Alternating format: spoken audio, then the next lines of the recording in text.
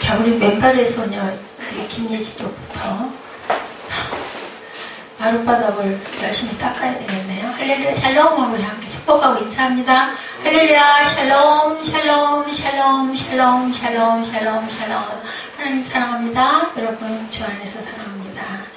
예, 이사야가 66장이었는데 예, 오늘 다 끝나고 우리 고린도전서 말씀 어떤 말씀 전할까 묵상하고 한 2주일 고민하다가 예, 우리 수요 예배가 이제 로마서로 들어가게 돼요. 그래서 고린도전서 말씀이 지난번 우리 그 맥주감사절 때 고린도전서 7장 말씀 전하면서 고린도전서를 한번 딛고 가자라는 생각이 들었습니다. 우리 오늘 말씀 1장 1절에서 3절이죠.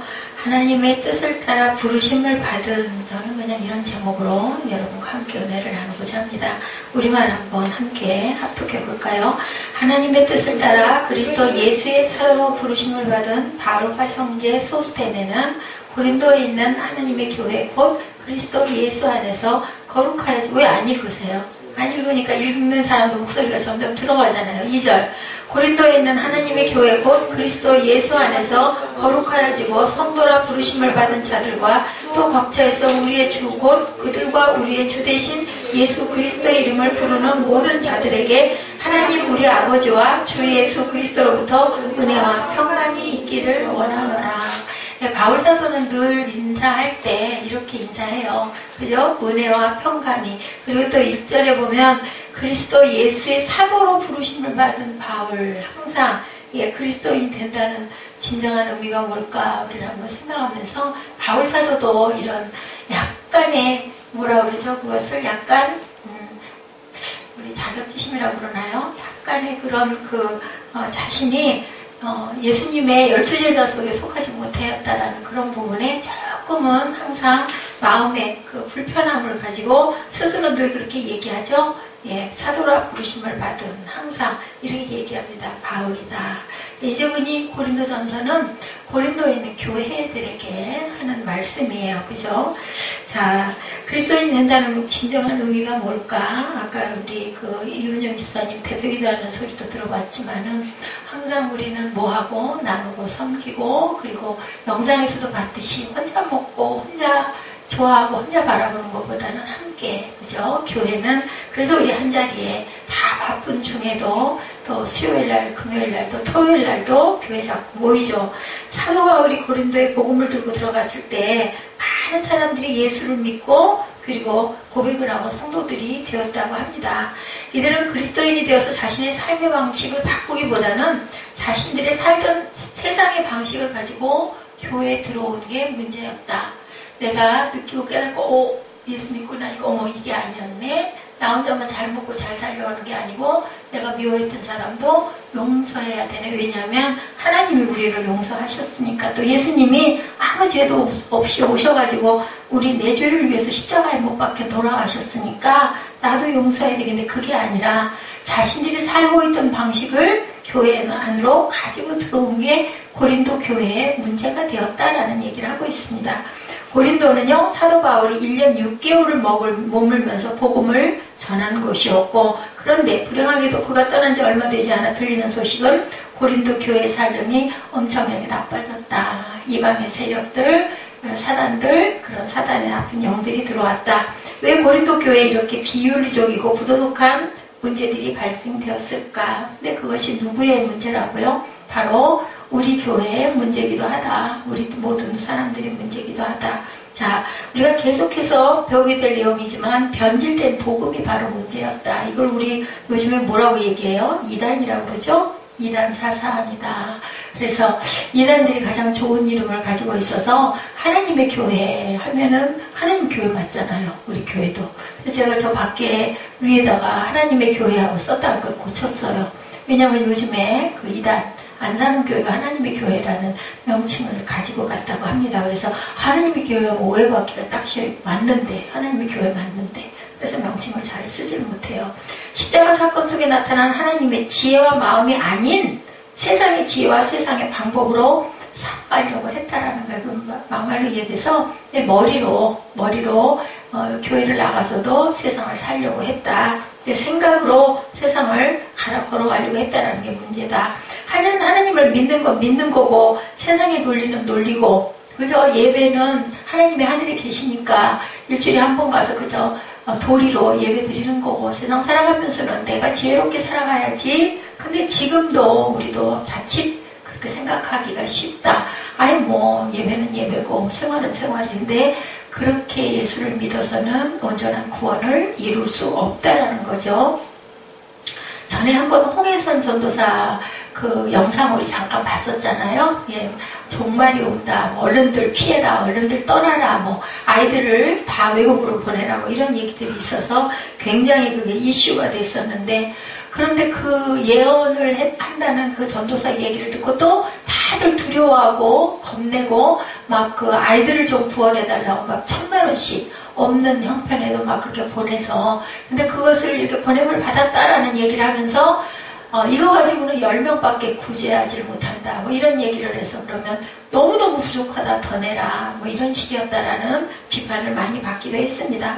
하나님의 때는 누구만 아셔요? 하나님밖에 아시지 못하죠. 그렇기 때문에 잘못된 것도 이 나라를 떠나서 되겠어요? 나라를 지키고 가야 되겠죠.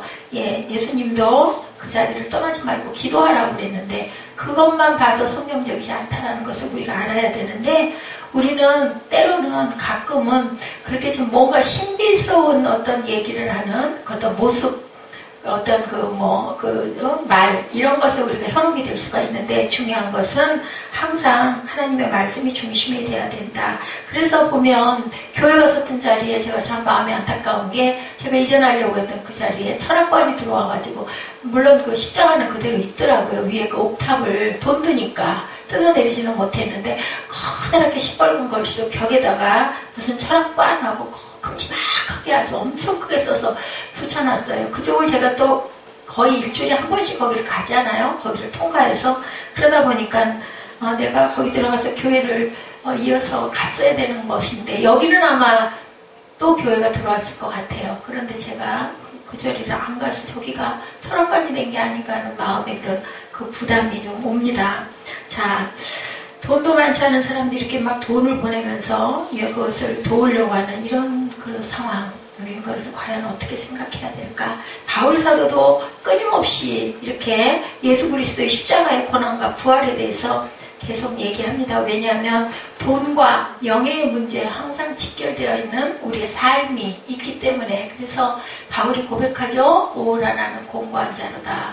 이 사망의 늪에서 누가 나를 구원할까라고 얘기합니다. 바울 사도도 이렇게 얘기를 합니다. 고린도 교회도 논리적으로 엄청나게 설득을 해보지만 복음의 진리를 벗어난 일들에 대해서 또다시 이렇게 설명해야 되겠다 하고 다시 고린도전서로 편지를 써서 보내죠. 자, 고린도 교회의 가장 심각한 문제는 세상의 지혜를 교회로 끌고 들어옴으로 거룩한 하나님의 교회에 뭐를 정체성을 잃어버리게 하고 있다, 잃어버리게 했다.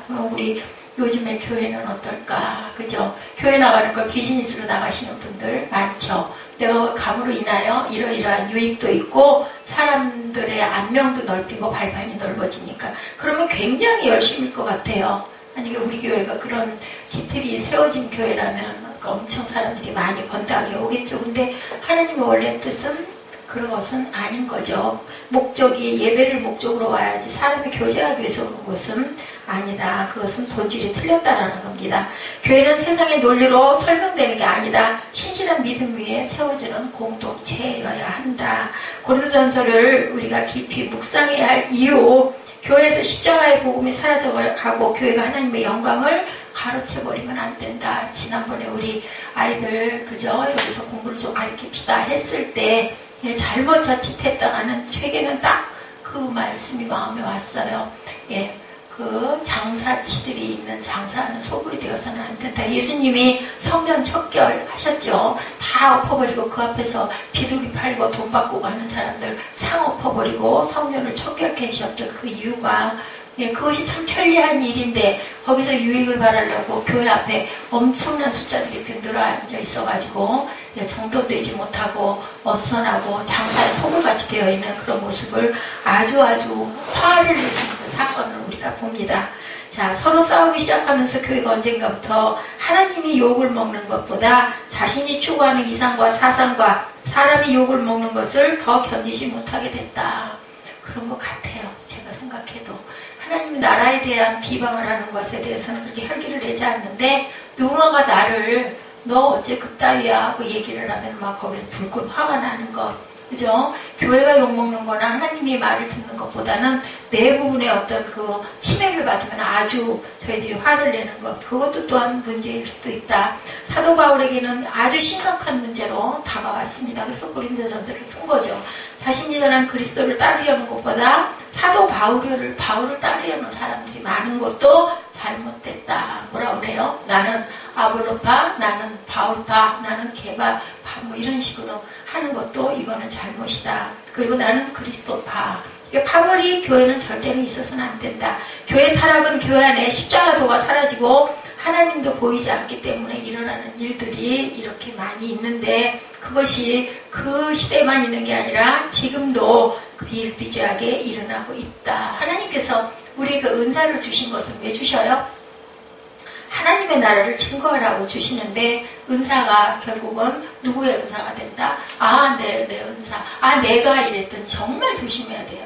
간증할 때 근데 내가 했으니까 그렇게 얘기를 하는데 은연든 나도 모르게 주변에 어떤 목사님들도 얘기를 하시다 보면 뭐 그렇게 목적을 두지는 않지만 얘기를 하다 보면 자기가 드러나기 때문에 예수님은 어떻게 하셨어요? 고쳐주시고는 슬그머니 피해서 가시죠. 사람들이 몰려 들어오면 어디로 꼬박없이 감람산으로 가셔서 숨으시고 내가 했다고 말하지 말라고 안진뱅이에게도 또 우리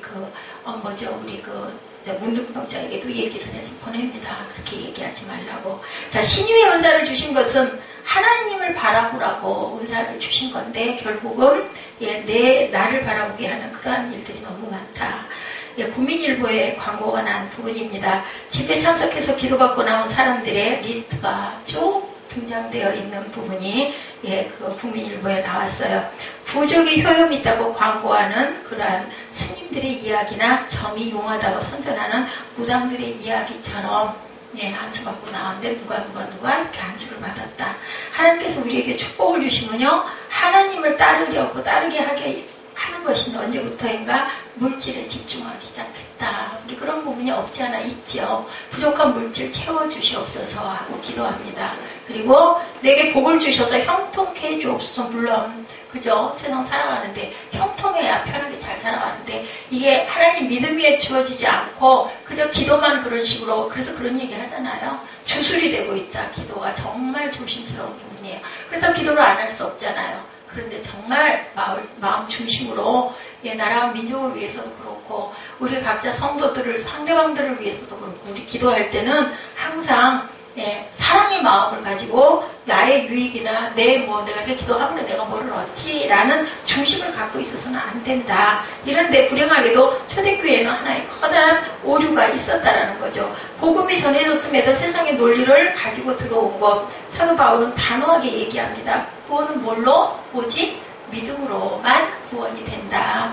누군가가 신유의 기적을 일으켜가지고 구원하는 게 아니고요. 믿어야 하나님이 계신 것을 예수가 나를 위해 죽으시고 그 피값으로 내가 구원받았다라는 것을 입술로 고백하고 마음으로 믿어 구원에 이르러야 된다라는 얘기. 정말 너무 간단한 기본적인 얘기예요. 믿지 뭐 안 믿어? 근데 여러분들 그 믿는다는 게 굉장히 기쁜 뜻과 중요하다는 것을 여러분 생각하시고 우리가 살아가는 과정을 통해서 내가 정말 어렵고 힘들 때 아까 그 하인리 그 페스탈로치 얘기 저 일부 예배 때 했잖아요.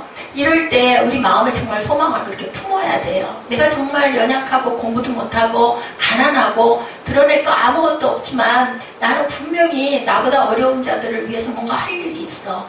내게 그런 용기를 하나님이 주실 거야 하고 믿었을 때 교육의 선구자가 되는 페스탈로치가 태어났다, 탄생했다. 누구를 통해서 그랬어요? 목사님이신 외할아버지를 통해서 페스탈로치는 그 부분에 소망을 품게 됩니다. 굉장히 입술로 증거하고 전하는 게 중요하고요. 전하는 말씀을 받는 자들의 마음가짐이 정말 중요하다. 어느 교회를 가나 다 이렇게 긍정적인 말씀 하십니다. 그러면 그 말씀을 받는 사람들은 그 말씀을 정말 진심으로 받아들일 줄 알아야 된다. 세상하고 믿음과 교회가 좀 다르다 하더라도 그래도 우리는 어느 쪽에 크리스찬이기 때문에 믿음 쪽에 서야 된다. 굉장히 느리고 굉장히 둔한 것 같고 굉장히 어리석은 것 같지만 성경에 말씀하시죠. 어린아이와 같은 믿음을 가져야 천국에 들어올 수 있다. 우리가 그래서 보면은 조금 좀 머리에 뭔가 좀 지식이 있고, 그런데요, 정말로 깨어진 사람들은요, 뭐 박사 아니야, 나라의 장관이어도 대통령이어도 정말 하나님을 경외하지 않습니까? 에브라함 링컨 대통령 꼬마 때 엄마가 물려주신 낡은 성경이 지금도 예배관관에 있다고 그러죠. 그리고 항상 링컨 대통령은 어떤 뭔가 그저 스피치를 할 때든 뭔가 그 회의를 할 때든 성경 위에다가 손 얹고 항상 기도했다고 해요. 그 사람은 사람입니다. 그렇지만 어떤 면으로 우리가 굉장히 존경하는 분들이거든요. 그렇다면 우리도 당연히 그런 마음을 가져야 되지 않겠는가. 사도 바울에게 윤리적 문제는요, 비율법적이고 비형식적인 그러한 것들이었다. 종교의식이나 전통의 문제보다는 하나님의 마음이 훨씬 더 소중하다라는 것을 우리가 알아야 된다. 하나님을 사랑하고 순종함으로 만들어졌던 우리의 모습이 어느덧 의식과 제사로 변질되지 않도록 깨어있어야 된다. 예배가 여러분들 형식이 돼서는 안 된다. 얼른 순서 빨리빨리 해치고 얼른 때려치고 얼른 밥 먹고 얼른 가야지, 이런 마음가짐이 돼서는 안 되고 정말 말씀을 사모하는 마음, 하나님께 경건하게 내가 예배를 드린다라는 마음을 품어야 된다. 사도 바울은 불행하게 굳어져가는 의식적 종교에 대해서 끊임없이 깨어있어야 한다고 지적하죠. 적어도 사도 바울에게 신앙이란 하나님과 우리의 개인적이고 인격적인 문제라고 보았기 때문이다 라는 거예요. 하나님과 나와의 관계예요. 그렇기 때문에 누군가가 잘못했을 때도 아이고 바라보면서 아이고 저 사람 좀 깨달아야 할 텐데 긍휼의 마음을 지녀야 된다. 왜? 주님께서 항상 우리를 긍휼히 여기시니까. 긍휼히 여기는 자는 긍휼히 여김을 받으리라. 근데 그걸 따라가서는 안 되는데 이상한 거는 좋지 않은 건 빨리빨리 물이 들죠. 그게 중요한 거예요. 그렇기 때문에 항상 권면은 해야 됩니다. 권면을 해야 되지만 비판하지 말고 하나님과의 그 사람과의 관계니까 하나님 깨닫게 해주옵소서 하고 우리는 늘 기도해야 되고 신앙의 모범을 보여주는 게 굉장히 중요하다. 모범이 중요하죠. 예수께서 보여주고 가셨죠. 앞으로 우리가 배워가고 가야 될 것, 무상하게 드려진 재물에 대해도 어떤 사람은 먹을 수도 있고 어떤 사람은 먹지 않을 수도 있다예요. 일관성이 이렇게 없어. 근데 믿음대로 하는 거죠. 우리 신약에는 특히. 구약에는 율법이 엄청 많았어요. 어떤 음식은 먹어도 되고 어떤 짐승은 먹지 말아야 되고. 근데 예수님이 오고부터는 하나님께서 그 불결한 광주리에 음식 내려주시죠. 베드로에게. 도대체 왜 저런 환상을 보여주셨을까. 보니까 절대 먹으면 안 되는 것들이 막 기어다니는 것들이 있는 거예요. 그런데 그 이후로 어떻게 해요? 이방의 나라가 열리는 역사가 일어나죠. 그래서 우리에게 환상이 보여질 때도 주님의 말씀을 들을 때도 우리는 깊이 잘 깨달아 알아야 된다. 그러려면 우리가 영적으로 깨어있어야 된다는 얘기인 거죠. 고넬료를 만나죠. 이방 사람이었죠. 고넬료 만나가지고 그를 위해 안수해주고 기도하고 그리고 은혜가 넘치도록 그렇게 역사했던. 그래서 베드로가 깨달죠. 이게 우리를 성령께서 우리를 항상 이렇게 깨닫게 해주신다는 것을 알고 받아들일 줄 알아야 된다.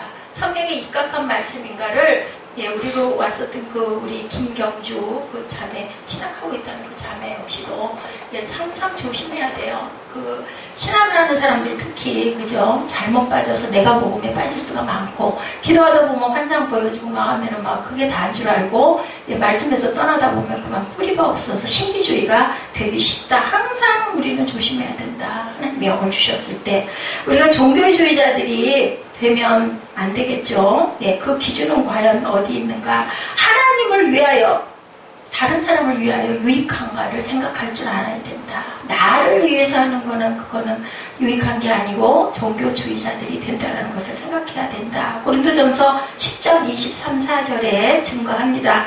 모든 것이 가하나 모든 것이 유익한 것이 아니요 모든 것이 가하나 모든 것이 덕을 세우는 것이 아니니 누구든지 자기의 유익을 구하지 말고 남의 유익을 구하라. 이렇게 얘기하죠. 고린도전서 누가 썼어요? 예지?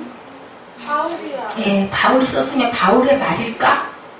하나님이 감동을 주셔서 그저 쓴 말이죠. 그렇기 때문에 여기 증거한 것처럼 누구든지 자기의 유익을 구하지 말고 남의 유익을 구하라라고 얘기합니다. 모든 것이 된다고 해서 다 유익한 것도 아니고 모든 것이 다 된다고 해서 덕을 세우는 것도 아니다. 내 유익이 아니라 남의 유익을 구하라. 이런 사람을 위해서 우리는 그 사람들을 보고 성숙한 그러한 인격을 가졌다라고 생각을 하죠. 사도 바울이 경계하는 것은 유아적 사고에 머무는 신앙인과 완고하게 변해버리는 신앙인들에 대하여 끊임없이 복음의 진리가 무엇인지를 계속 선포합니다. 자, 우리가 주변에 있는 문제를 절대적인 것으로 착각하지 말라. 가변적인 문제를 중요한 게 보다 본질이 굉장히 중요하다. 어떤 일이 일어났을 때 이 일의 기본에 뭐가 있나를 우리는 생각할 줄 알아야 된다. 당장 내게 어려움이 당하고 닥쳤다 해서 이거 왜 이래? 하고 성질을 내기보다는 이게 도대체 이렇게 돼서 나중에 어떻게 될 건데 여기에서 우리가 깨달아야 할 게 뭔가라는 것을 이 일이 이렇게 됐을 때 어떻게 될 것인가 하나님의 나라를 먼저 중심에 놓고 생각할 줄 알아야 되는 사람의 관계도 마찬가지죠.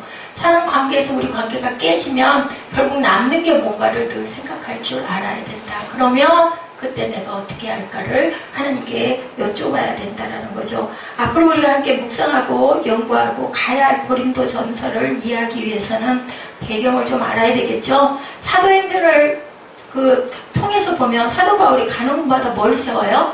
예, 우리 사도행전은 지난번에 우리 수요 예배에서 강의를 했습니다. 교회 세워가는 얘기, 누가 주인이 돼서 바울 사도가 그죠? 그래서 뭐 그때 그 시대의 지구를 4바퀴 이상 돌았다라고 할 정도로 다니는 곳곳마다 하나님의 나라 교회를 세우죠. 그런데 유독 실패한 곳이 아덴이에요. 아덴은 지금의 아테네, 거기는 아주 철학의 도시, 문학의 도시, 아주 굉장히 문물이 발달됐던 도시였었는데 그곳에서 사도 바울은 자신의 철학적 지식을 가지고 변론하고 이방인을 설득시키려다가 그만 실패를 해버립니다. 뭘로 했어요? 자기 지식을 전하려고 하다가, 자기 철학을 전하려고 하다가 그곳에서 깨져요. 그리고 돌아오죠. 실패를 경험한 후 사도 바울은 정말 의기소침했어요. 그래서 고린도에 가게 되고 그곳에서 1년 6개월 동안 머무는 동안 고린도 교회를 세우게 됐다. 사도행전 18장 1절에 그 후에 바울이 아덴을 떠나 고린도에 이르러라고 이렇게 나와 있어요.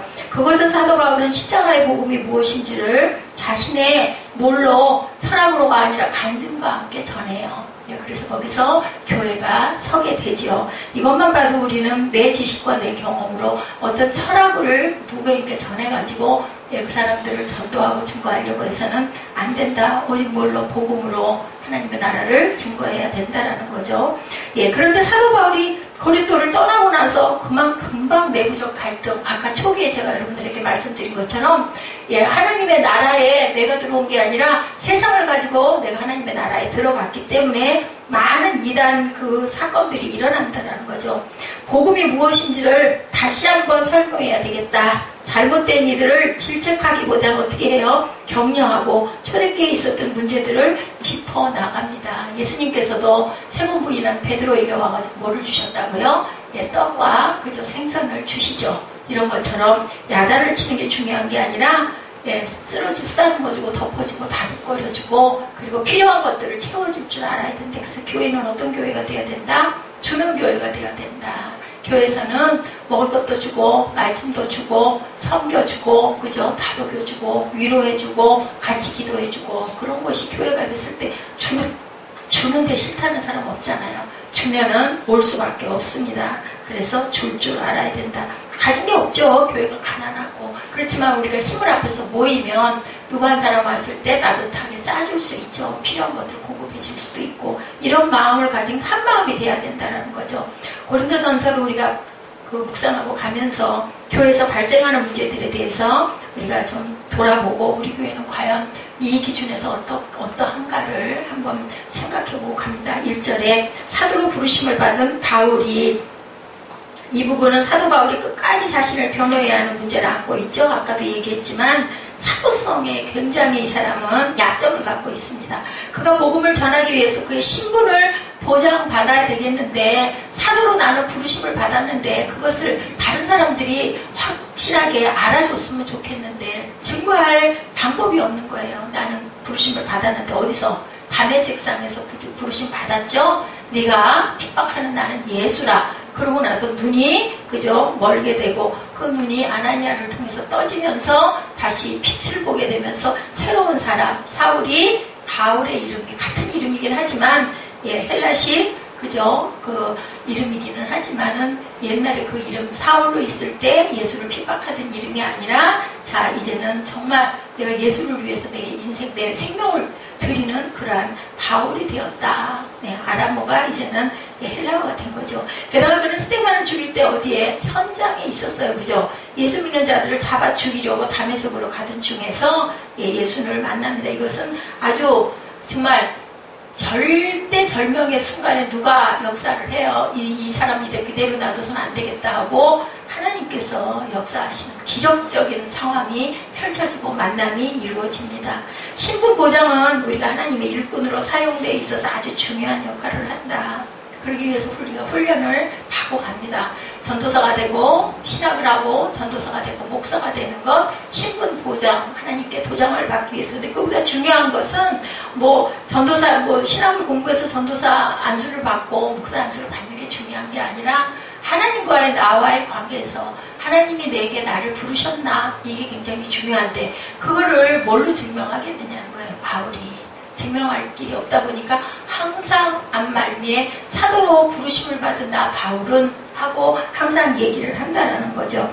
어떤 교회 목사님이 자신은 도대체 하나님이 부르셨는지 안 부르셨는지 불행인지 다행인지 아버지가 목사님이셔가지고 아버지가 담임 목사님이셔가지고 후임 목사님이 돼가지고 그 밑에서 아버지 밑에서 조금 있을 때 너무너무 힘이 들었대요. 너무너무 힘이 들어서 내가 도대체 부르셨는지 안 부르셨는지 예배보다는 도박을 더 좋아하고 그리고 사람들하고 노는 걸 더 좋아하고 승마 타러 다니기를 좋아하고 아마 여유가 꽤 있었던가 봐요. 그런 그 찾기에 굉장히 능해가지고 그렇게 하고 다녔다고 그러더라고요. 그런데 어느 순간인가 하나님의 임재를 느끼고 나서부터는 정말 내가 이제는 이 교회 담임이 되는구나 라는 생각을 하게 되고 말씀 전하는 게 너무나 마음에 감동으로 기쁨으로 왔다라는 그런 간증을 하시는 그 내용을 제가 봤습니다. 맞아요. 이게 바로 하나님께서 우리에게 도장 찍어주시는 사도성.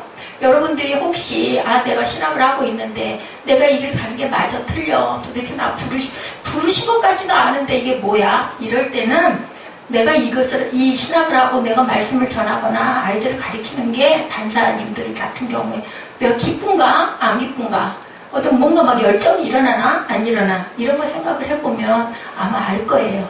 하나님께서 내게 주신 달란트가 나는 이거 손으로 만드는 게 굉장히 좋은데 이게 나보고 가라고 내게 주신 달란트일까? 라는 것도 정말 내가 그게 기쁠까? 우리 예지처럼 모르던데 버스도 안 타던 애가 상암인가요? 거기 합정역에서 내려서 어디로 가고 그런 거 하기 너 되게 힘들었겠어. 내가 물어봤더니 아니에요. 기뻤어요. 그렇죠. 물론 호기심도 있었을 거고 많은 사람들과 같이 섞이는 것도 있겠지만 거기서 그 작업을 하는 그 여러 주일 동안 너무너무 싫어 그게. 그러면 거기 한두 번 가고 나면 나 안 갈래 소리가 나올 건데 거기를 끊임없이 시간을 꽂고 얼마나 피곤해요. 다른 때 같으면 그냥 일어나라고 깨워도 안 일어날 텐데 막 일찍 일어나가지고 꽃단장하고 가려고 준비하고 하는 거는 거기에 소망이 있기 때문이나 마찬가지인 거죠. 자, 사도 바울의 회심을 믿지 않으려고 할 때 바나바가 사울을 예루살렘으로 데리고 가서 거기에서 막 그 변론해주죠. 이 사람이 이제 바뀌었다, 변화됐다. 항상 그 사람이 아닌 거예요. 그전에는 정말 예수를 믿는 사람들을 잡으러 다니는 아주 나쁜 사람이었지만 깨달지 못해서였었고 이제는 회심했다. 바나바가 결정적인 역할을 해주죠. 그래서 사도 바울이 은혜를 받았다고 그런데 그때 금방 사도가 된 것이 아니라는 거죠. 그리고 나면 오랜 검증의 기간이 있어야 된다. 요즘에 그런 얘기 있죠. 목사라고 그러면 오히려 색안경을 끼고 보는 사람들이 너무나 많아졌어요. 그냥 개그맨 누군가가 무슨 체험을 좀 하더니 금방 목사가 돼가지고. 근데 그러고 나서 끝까지 잘 가면 좋은데 세상에 막 무리를 일으키고 아까 황혜선 전도사가 이런 사람들 같은 사람들이 되고 막 너무 신비주의로 흐르고 이단사상으로 흐르고 이러다 보니까 목사 특히나 여자 목사라고 그러면 한 번 더 이렇게 쳐다보게 돼요. 참 중요하고 참 조심해야 되고, 하나님의 나라, 교회를 나가는 것도 정말 말씀이 바른가를 늘 생각해 봐야 되는 거죠. 아니, 기껏 예배 열심히 나가고 5년, 10년씩 섬겼더니 뿌리가 잘못되면 우리는 다 쓰고거든요. 그렇기 때문에 우리가 항상 말씀에 온전한 말씀인지 바른 말씀인지 그것을 우리가 볼 줄 알아야 된다. 바울 사도도 이렇게 하나님의 부르심과 기적을 체험했지만 그것을 너무나 무슨 짓을 했기 때문에 너무 악한 짓을 많이 하다 보니까 사람들이 사울, 그 사람 아니야? 저 사람을 어떻게 해? 막 이런 얘기들이 너무나 많이 돌았던 거죠. 그래서 항상 뭐예요? 심은 대로 거둔다. 저는 그렇게 생각을 합니다. 그래서 우리가 살아가는 길들이 항상 어린 날부터 그래서 모태신앙인들이 그런 부분에 오해가 없는 게 그죠? 주일날 교회 나가는 거 엄마 따라 아빠 따라 안 나가면 안 되니까 가야지 이렇게 하고 다니던 이런 우리 그 어린 그 유년부부터 길러가던 아이들은 그냥 뭔가 그래서 꾸준한 게 있어요. 근데 뿌리가 없이 그런 말에 교회 누구 따라 나갔다 예수 믿었다 보면 중간에 그만두는 일들이 너무나 많고 뿌리가 없으니까. 그렇기 때문에 정말 하나님의 나라를 온전하게 섬기고 하는 게 정말 어려운 경우가 있다. 자, 이게 편지잖아요. 고린도전서가 편지예요. 서죠. 서신이죠. 자, 편지에서 중요한 것 고린도에 있는 하나님의 교회에 보낸 것이라는 것을 우리가 보고 고린도전서를 읽으실 때는 읽으시면서 우리 교회는 어떠한가? 그 속에 있는 나는 그럼 세상 것을 끌고 들어왔나도 한번 좀 생각해 봐야 된다. 자, 여기서 교회론이 아주 중요한데 무엇이 하나님의 교회인가? 예수 안에서 거룩하여지고 성도라 부르심을 입은 자들의 공동체다. 예수 그리스도의 이름으로 부르는 모든 사람의 공동체라는 거죠. 사도 바울이 고린도에 있는 교인들을 생각했을 때는 어떤 지파적이거나 교리적인 개체교회를 이야기하는 것이 아니고 좀 더 큰 교회의 개념을 이해하고 있다는 사실을 주목해야 된다.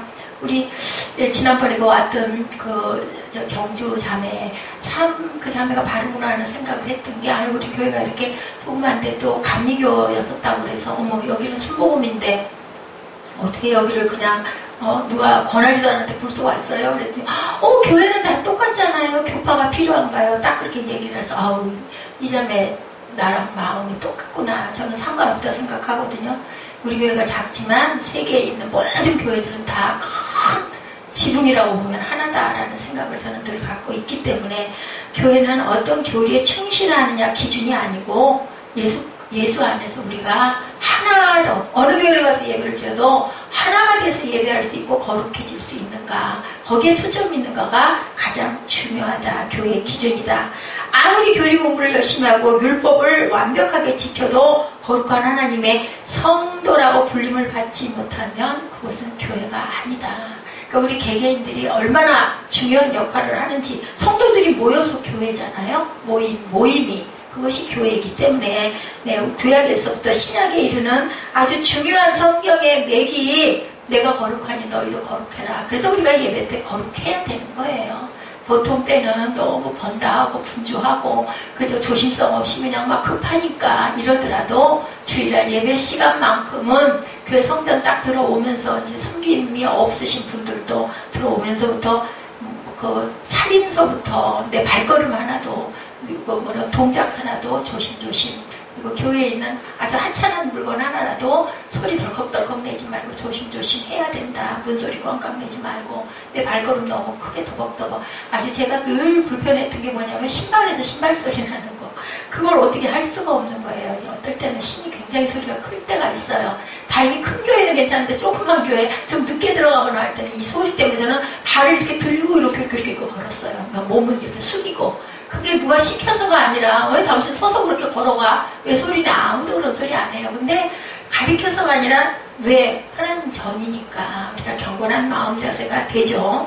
하나님이 이스라엘을 부르시고 명령하신 것 내가 거룩하니 너희도 거룩하라 라는 명령을 하셨다라는 것. 이거는 구약이나 신약이나 똑같은 말씀이에요. 이게 짝이죠. 구약과 신약은. 신약 시대에 하나님이 가장 원하시는 것은 너희의 몸을 거룩한 뭘로 드려라? 산 제사로 드려라. 예요. 우리 몸들이 다 뭐예요? 성전이 된 거예요. 예수님이 오시고 나서부터는. 구약에는 제사장이 있었지만 죄를 늘 사해줘야 됐지만 우리는 우리 안에 누가 계시니까? 예수님이 계시니까 예수님 계신 분들은 전부 다 하나하나의 작은 움직이는 성전이에요. 사람 손으로 만든 지은 건물이 아니라 하나님 손으로 만든 성전. 성전은 안에 뭐가 있어야? 말씀이 있어야죠. 그죠? 말씀이 예수 그리스도시니까, 육신이 돼서 오셨으니까, 우리 안에 말씀이 있고, 우리 안에 성령이 계시면, 우리 모두는 다 성전이니까 거룩해야 맞는 거죠. 자, 어떤 목사님하고 만나서 그 깜짝 놀란 사건이 있었다고 하더라고요. 개척교회를 그 목사님이 시작하면서부터 스스로 그 남성들의 그 성을 거세했다라는 얘기를 듣고 너무너무 깜짝 놀랐다. 이분의 위에 계신 그 목사님이 그 부분 때문에 연루가 돼가지고 굉장히 세상적으로 아주 무리를 많이 일으켰대요. 여성의 문제, 음란의 문제로 인해서. 그래서 본인은 교회를 개척하면서 아예 병원에 가가지고 거세를 했다라는 얘기를 듣고 많이 놀랐는데, 그 후의 얘기는 너무너무 힘들다라는 얘기를 하더래요. 우리는요, 세상에서 아름답게 지음을 받았고요, 아름답게 살으라고 세상을 주셨기 때문에, 전에 내가 나무 꼭대기에 올라가가지고 앉아서 돌을 닦는 그분의 얘기를 했었죠. 그렇게 살라는 게 아니에요. 세상에서 어떻게 하고 살아라? 자유하게 살아라. 근데 우리 여러분들, 제가 항상 여러분들에게 비유해서 얘기할 때, 전 수영을 할 때 그걸 많이 느꼈기 때문에 얘기해요. 수영할 때 물에 안 뜨잖아요, 처음에. 그런데 물에 뜨는 연습 굉장히 많이 하죠. 엄청 힘들어요. 자꾸 가라앉으니까. 그래 발차기 먼저 가르치죠. 나중에 물에 뜨게 되면, 나중에 그 물을 정복하게 되면 얼마나, 수영하는 게 얼마나 기분이 좋아지. 물속에 들어가면 너무 시원하고 너무 좋거든요. 정신이 바짝 나고. 똑같아요. 예배도. 예배도 우리가 그 하나님의 말씀 안에 내가 빠져들게 되면, 거기에 딱 젖어들게 되면, 그렇게 되면은 예배가 막 힘들고 고용스럽고 막 시간이 안 가, 시간 자꾸 들여다보고, 아니면 어느새 말씀 듣다 보니까 그냥 끝나는 시간 됐네. 찬양을 내가 잘 못해도 듣다 보니까 어느새 찬양이 다 끝났네. 이렇게 돼야 된다. 제가 우리 아들한테 항상 그 얘기를 해요. 사무엘아, 피해갈 수 없잖아. 중학생이니까 공부해야 되잖아. 고등학교 가야 되잖아. 어차피 해야 될 거 그렇게 꾀부리고 집중 안 하고 그렇게 야단 맞고 말 듣고 그렇게 하니 그냥 정복을 해버려. 수학 해야 되잖아. 그냥 깨달아 알아버려. 외워. 차라리 영어 외워. 그냥. 아니 그거 해버리고 나서 나머지는 더 자유롭게 너 놀아. 누구도 뭐라고 안 해. 너 성적 웬만큼 유지하면 똑같은 거거든요. 우리가 하나님께 드릴 도리를 온전하게 하고 나면 세상을 즐기고 살아가라고 하나님께서 말씀하셨어요. 왜 뭐라고 그러셨어요? 예, 생육하고 번성하라고 그랬어요. 생육하고 번성. 그죠? 무슨 뜻이에요? 가정을 잘 이루고 거기서 기쁘게 살아가면서 자녀 잘 낳고 잘 살아. 근데 내가 이 세상 너한테 줬고 너 내가 낳았어. 그러면 우리 부모한테 어떻게 해요? 부모님에게 겸손하게 누가 은혜를 엄청나게 많이 받고 나서는 한 달에 얼마씩 입금만 시켜주다가 달려가가지고 부모님을 뵙고 왔다. 너무 말씀의 은혜를 받아가. 바로 그거예요.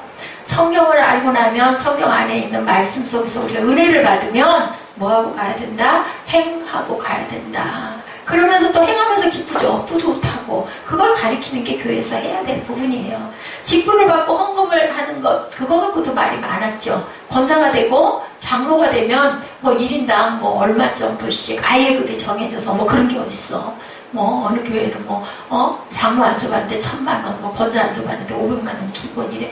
무슨 직분 받는데 안수집사를 돈이 없어서 안수집사 직분을 못 받았대. 그래가지고 그걸로 굉장히 또 이슈가 많았어요. 근데 은혜를 받아가지고 직분을 받게 되면 그게 너무너무 감사해서 자발적으로 내지 말라고 그래도 내게 된다. 어떤 목사님이 자기도 부목사일 때 그게 정말 이상했대요. 근데 나중에 시간이 지나면서 깨닫는 것은 정말 이거는 교회에다 드리는 게 아니냐. 하나님께 감사해서 드리는 거기 때문에, 물론 금액을 정해놓는 건 좀 그렇다 하더라도, 그래서 서로 약속을 한 거겠죠. 너무 많은 사람은 많이 가졌다고 많이 내고, 그러면 없는 사람은 내기가 힘드니까 어느 적정선을 만들어내는 것처럼. 그래서 드리면서 기뻐하는 사람이 있으며 드리면서 시험 드는 사람의 두 종류가 있구나. 교회에서는 헌금을 할 때도. 그렇다면 그 사람들의 믿음과 하나님을 바라보는 중심은 과연 어떤 사람은 어디에 있는가를 생각해 봤다라는 얘기를 하더라고요. 자, 또 깨달아지는 부분들, 사도 바울이 목자로서 교인들과의 관계를 어떻게 정립하고 있는가 관계이죠. 직분도 마찬가지고 자신도 그리스도 예수의 사도로 부르심을 입은 바울, 부르심을 언급하고 있죠.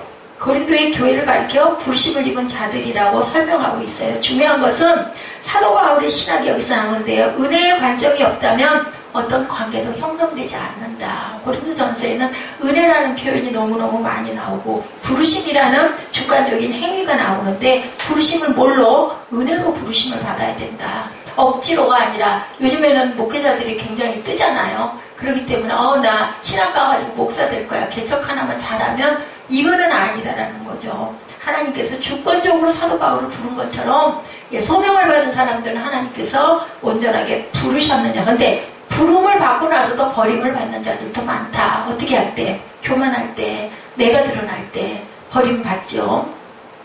사도성은 하나님의 은혜로, 하나님의 은사로 주어진 것이라는 것.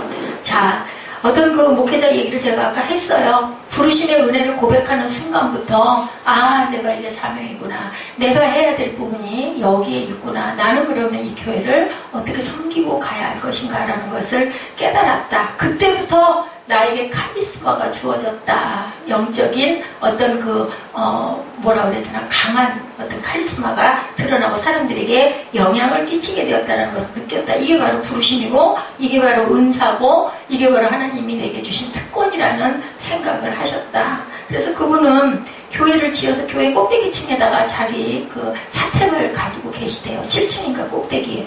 사람들이 다 그 얘기한대요. 그 교회 위에 그렇게 집 사택 갖고 있으면 불편하지 않냐고.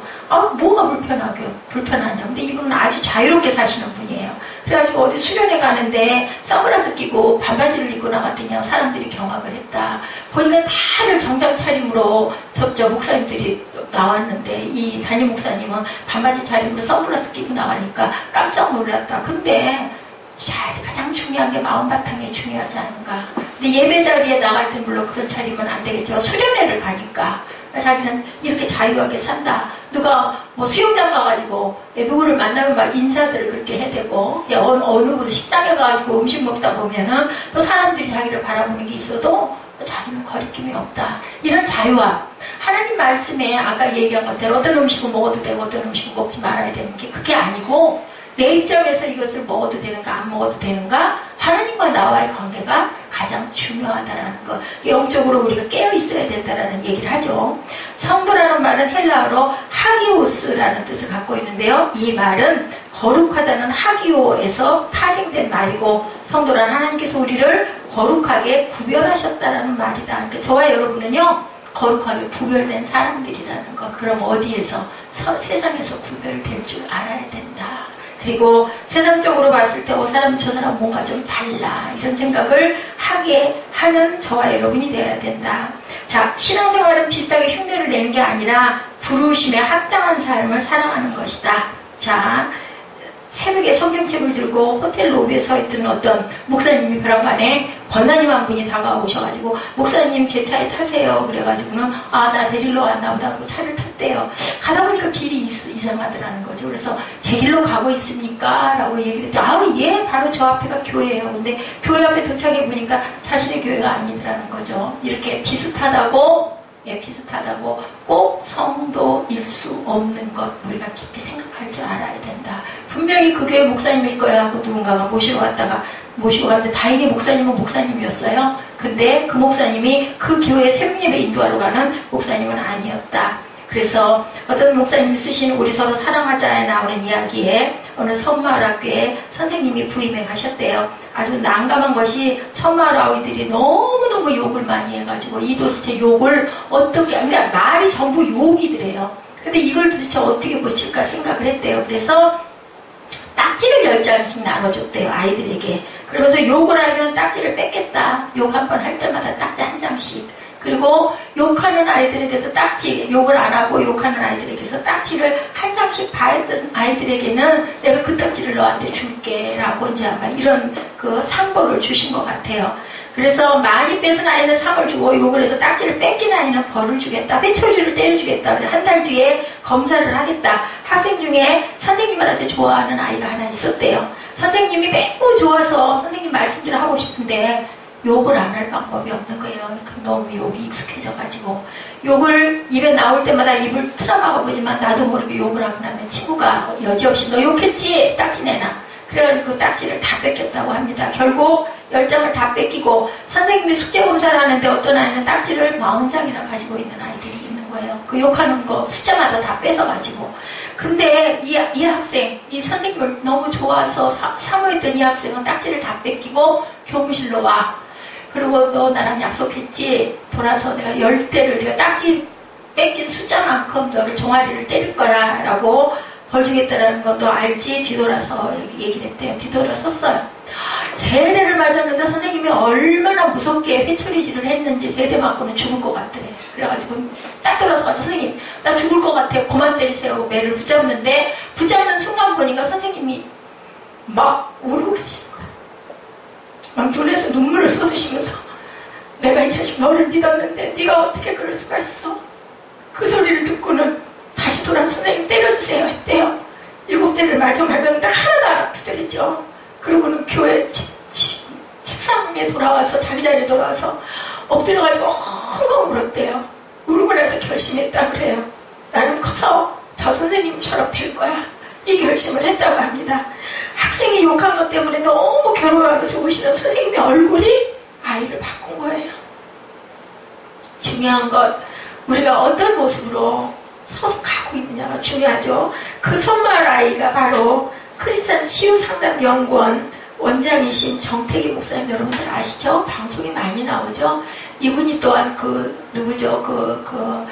섬마을에서 전도하셨던 그 전도사님 제자이기도 했다고 그러죠. 이분이 그때 그 사건 이후로 자신이 욕한 것 때문에 우는 선생님의 얼굴이 아이의 인생을 바꾼다면 여러분들 내 안에 오셔서 내가 죄를 지을 때마다 아파하시는 주님을 정말 바라보고 산다면 우리 인생이 안 바뀔 수 없잖아요. 그죠? 우리 안에 계시는 주님. 예수님은 우리를 위해서 십자가에서 죽으신 분이에요. 겟세마네 동산에서 그렇게 통곡하시다가 십자가에서 죽으신 주님은 우리가 죄 지을 때마다 통해하신다. 제가 지난번에 십자가 지고 가는 얘기했죠. 마가가 꿈을 꿨는데 예수님이 비틀비틀 그 십자가를 무겁게 지고 가셔서 쫓아가가지고 왜 그렇게 무겁게 십자가 지고 가세요? 저를 주세요. 그랬더니 네 십자가나 제대로 져라 보니까 자기 십자가 저기 떨어뜨려놓고 예수님 거 져주겠다고 쫓아갔다고 그러죠. 가서 자기 십자가 지고 쫓아오니까 예수님이 걸어가시고 계신데 하나도 힘이 들어 보이지 않아서 예수님 어째서 아까 그렇게 힘들게 가시더니 지금은 그렇게 편안하세요? 그랬더니 네가 지금 안 지고 왔던 그 십자가가 바로 내 십자가다. 네가 네 십자가를 감당함으로 내가 이렇게 가벼워졌구나라는 얘기를 하셨다라는 것.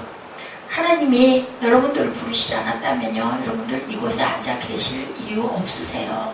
그럼 부르셨다라면 내가 너를 성전으로 삼았다라고 말씀하시죠. 네 안에 성전으로 내가 있다라고 말씀하세요.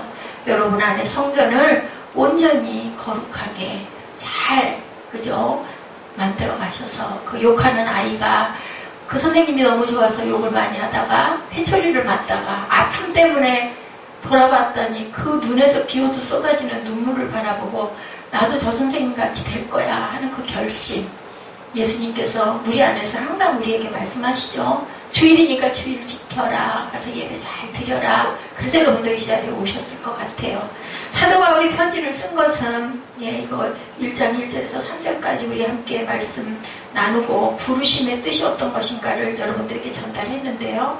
모든 사람들에게 쓴 것이 아니라 하나님의 교회에 편지를 한 거예요. 너희들에게 부르심의 사명이 뭐냐? 너희들 부르심대로 가고 있느냐라고 물어보고 계세요. 네 어떤 목적 달성? 네가 형통하게 부자가 되고 싶어서 살고 있니? 아니면은 뭔가를 받으려고 교회 나가고 있니? 아니면 누구를 따라서 억지로 나오고 있니? 여러분들 개개인에게 물어보시는 성령의 음성을 바로 들으시고 부르심의 내 그릇이 과연 내가 할 수 있는 것. 아까 우리 일부 예배 때 어린 아이가 누구에게인가 너무너무 공부를 못하는 그 아이가 할아버지 목사님의 말씀을 듣고 누구에게가 귀한 영향을 끼치는 그런 사람이 되어야 되겠다 해서 그 학교에서 지진이 일어났을 때 막 소동이 일어나고 막 아이들이 다치고 우왕좌왕 난리를 칠 때 아이들을 정연하게 길을 다 질서를 만들어서 대피시켰던 그 피스탈로치처럼 나도 뭔가 할 수 있잖아요. 내가 나 잘 살기 위해서가 아니라 교회를 위해서, 공동체를 위해서 나는 내가 어떤 몫을 할 수 있을까? 정말 전심으로 억지로가 아니라 누구 때문이 아니라 그렇게 살아가시는, 그렇게 거룩해지시는 저와 여러분들이 되실 때, 그런 공동체가 될 때 우리가 함께 말씀을 묵상하면서 나아갈 때 하나님께서 이 교회를 온전하게 기쁘게 바라보시고 예배를 기쁘게 받으실 줄로 믿습니다. 오늘 고린도전서 1강 첫 번째 강의 여러분들과 주께 가까이 가는 저희들의 마음, 부르신 곳에서 우리가 어떻게 하고 가야 될 것인가, 그 말씀에 대해서 은혜를 나눴습니다. 부르심의 그 자리를 감사하시고 부르신 그 자리에서 오늘 내가 이 순간 어떤 그릇인가를 생각해 보시는 저와 여러분 되시기를 주님의 이름으로 축복합니다. 우리 찬양하시고 결단하는 시간 갖죠.